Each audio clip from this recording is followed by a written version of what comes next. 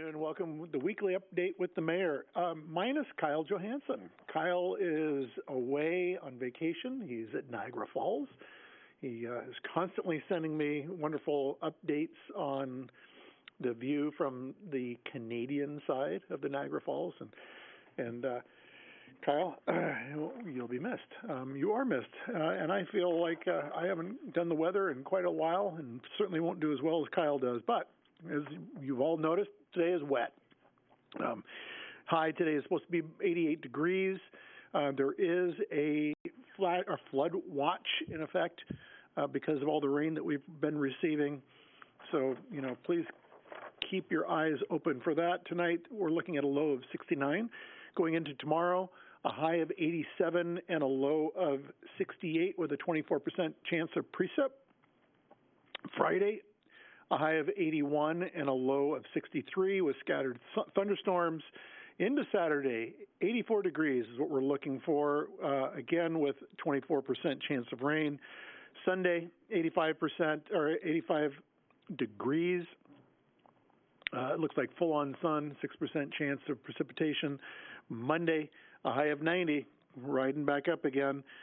Full-on sun with 7% chance of rain. Into Tuesday, 89 degrees with a low of 65 with some PM thunderstorms. And then into Wednesday of next week, a high of 86 and a low of 63 with 24% chance of rain. So there's your 7-day outlook. We've talked about some of these items as they pertain to engineering and public works, or at least projects going on around the city. Columbia Gas, the West Union Street line, it is continuing its way westward on West Union. I was out there today, and I know that they were signalizing near the bridge over the Hocking River on West Union and up to basically where Russell Chamberlain's real estate operation is going on. So just know that that's going on, and then they will kind of keep pinching in from both west and east on that as they're replacing the gas line. Armage Road, University Estates Boulevard bike path closure, again, that began yesterday. And it will be closed until we get the repairs done to the bike path spur that runs from Armitage on up to University Estates. So that's ongoing. Another ongoing project is the East Union Street project, which also includes a small portion of South College.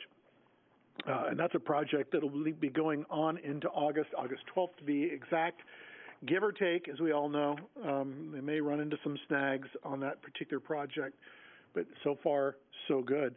There's a group that I have been involved with. It's the Athens Pedestrian Accessibility Committee, ad hoc committee. And they are encouraging all of you to whip out your smartphone and click on this QR code, and it'll send you directly to a survey. The survey is extremely important to getting some information from all of you who live in the city and even those who live beyond about the condition of sidewalks, your opinion about sidewalks, bikeability, walkability, rollability.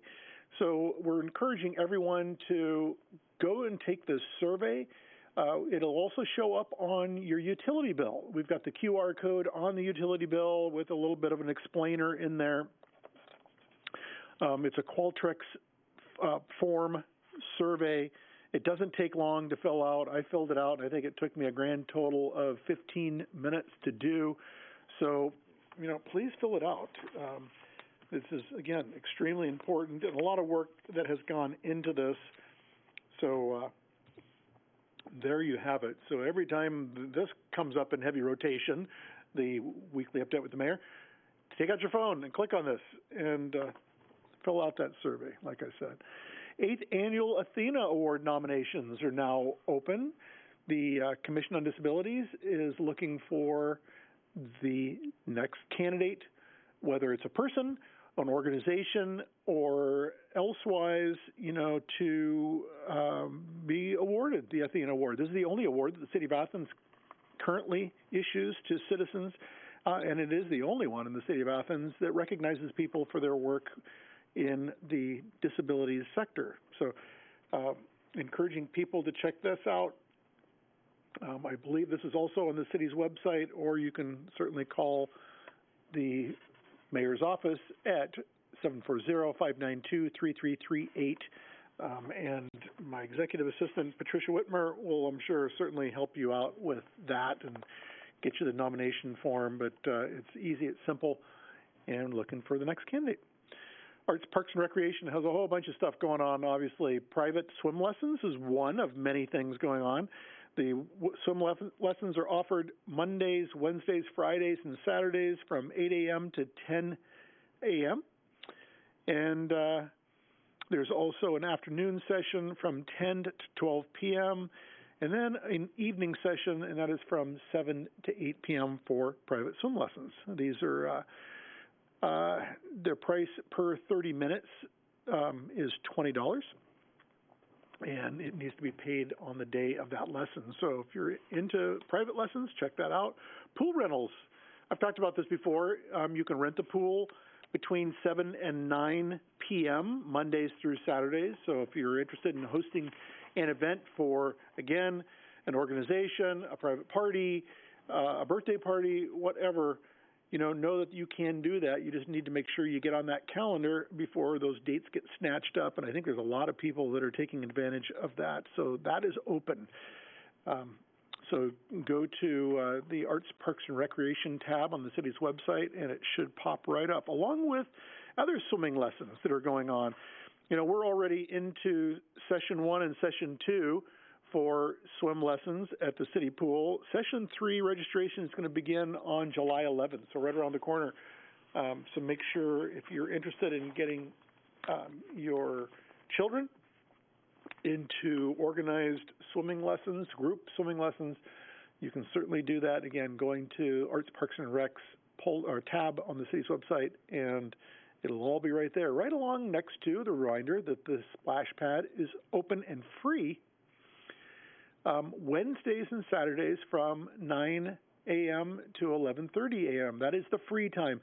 The splash pad is always open, but this is where you can jump in and cool off at no charge. You don't need a season pass. You don't need a family pass. You don't need any of those things to use it on Wednesdays and Saturday mornings from 9 to 11:30 a.m. Free music events in the park. The next up-and-coming music in the park will be at West State Street Park, and that's going to be on July 21st. So come check that out. There's already been 2. I went to the very first one on May 19th, and it was a lot of fun, a lot of people there. So this will be the final one in the parks. And then as a reminder, August 13th is the Athens Arts and Music Festival, where we will close down West Washington Street between Congress and Court and have live music going on. There'll be art vendors. There'll be a whole bunch of stuff all within the realm of arts and culture. So keep that date in mind, along with July 21st in West State Street Park. The Cca Program, again, this is the Cleveland Central Collection Agency. They are the ones who will be collecting city income taxes that are delinquent. We went through the amnesty program throughout the month of June. So now in the month of July, if people still haven't gotten caught up or paid their city income tax, you may likely receive a letter in the mail. It is legit, and it'll give you instructions as to what documents they need to see whether, in fact, you are tax delinquent. So keep that in mind. The DORA I've talked about the DORA a lot, just as a reminder that the DORA is active and functional, and I would contend very successful here in the city of Athens. Those are always, well, at this point in time, they're Thursday, Friday, Saturdays, and Sundays. But don't be surprised if in the 2023 season, if we don't expand those days of the week and possibly make some time adjustments as well. So, but anyway, take advantage of the door. It's nice, especially when the weather's nice. Other things going on is Ohio Brew Week. This will be the 17th Ohio Brew Week. That will be July 8th, so right around the corner, July 8th through the 16th. And there's a number of different events going on throughout the week. There will be, I'm sure, a keg topping ceremony, John Sparhawk Day, and there will also be the last call. The last call is where we close down Court Street, or a portion thereof, and have an event from 1 p.m. to 11 p.m. on Court Street for the last call, where a lot of the microbrewers from across the state set up and have pours going on right on the street. But Brew Week's a good thing. Again, it would be nice to have that in person when it was virtual for the past 2 years. But Brew Week's a coming. The other thing I want to share with everyone is, in April and May, I took part in several meetings with Senator Sherrod Brown as he and a bipartisan group of senators worked really hard to make sure that the Chillicothe Veterans, the VA hospital, Veterans Administration Hospital, did not shutter and move to Dayton. The impacts that would have had for a lot of our area veterans would have basically transitioned from an hour and 10-minute drive from Athens to Chillicothe to a 2.5-hour drive to get to Dayton. And in some cases, it would have been insurmountable just from a logistics standpoint to be able to get to the treatment needed at the VA had it moved to Dayton. That has changed. The senator was successful with a number of other senators to stop the closure of the Chillicothe VA and moving it to the Dayton area. So hats off to this bipartisan group of senators who were able to change that and keep the Chillicothe VA open.